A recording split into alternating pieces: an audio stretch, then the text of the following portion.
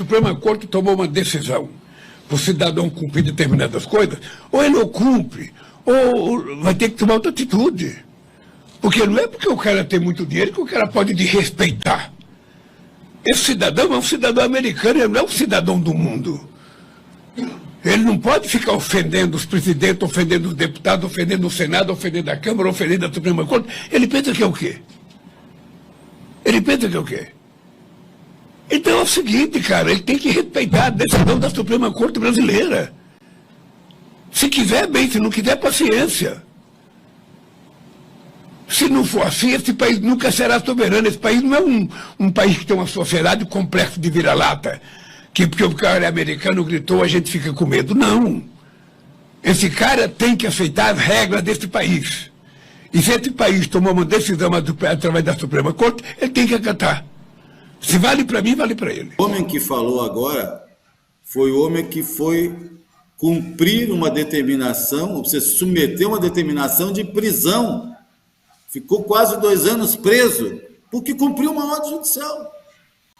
É isso. É mais lenha na fogueira da polarização, mas não poderia ser diferente. O presidente Lula, claro, ia se posicionar sobre esse tema, e não apenas ele, como o presidente do Congresso Nacional, o senador Rodrigo Pacheco, mais cedo, participava de uma homenagem, de um evento em homenagem ao Alexandre de Moraes, e ele fez questão de publicar o seu posicionamento dado durante esse evento, elogiando a postura do ministro Alexandre de Moraes, não especificamente nesse caso, mas de uma forma geral, na defesa da democracia brasileira. Então, se essa decisão no Supremo Tribunal Federal for submetida ao colegiado, não tenho dúvidas de que Alexandre de Moraes terá apoio, haverá unidade em relação a essa questão, mas como também haverá unidade entre os poderes. Eu acho que nesse momento, em relação a essa questão, ficam unidos Rodrigo Pacheco, presidente do Congresso Nacional, por mais que Arthur Lira possa não se pronunciar sobre essa questão, há uma casa acima, né, a casa alta, que é o Senado, e o presidente dela é o presidente do Congresso Nacional, Rodrigo Pacheco, que vai unir sua voz à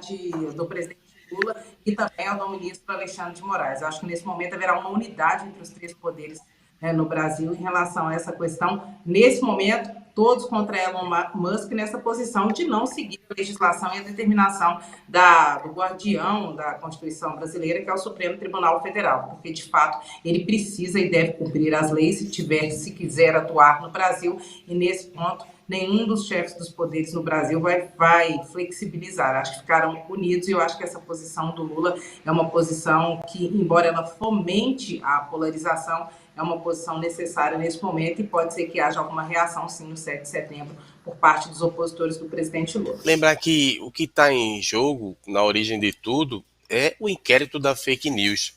Lembrar também que isso tudo também acontece porque o Legislativo ele foi omisso, ele se recusou a votar o projeto das fake news. E depois de 2 anos, eu acho que no mínimo que estava em tramitação, simplesmente jogou na lata do lixo no ano da eleição, quando mais se precisava. Em relação ao comunicado da empresa, né, do Elon Musk, é abertamente enviesado. Alguém da direita vai dizer isso não é direita? É claro que é da direita. Ele é quase partidário quando ataca o lado contrário.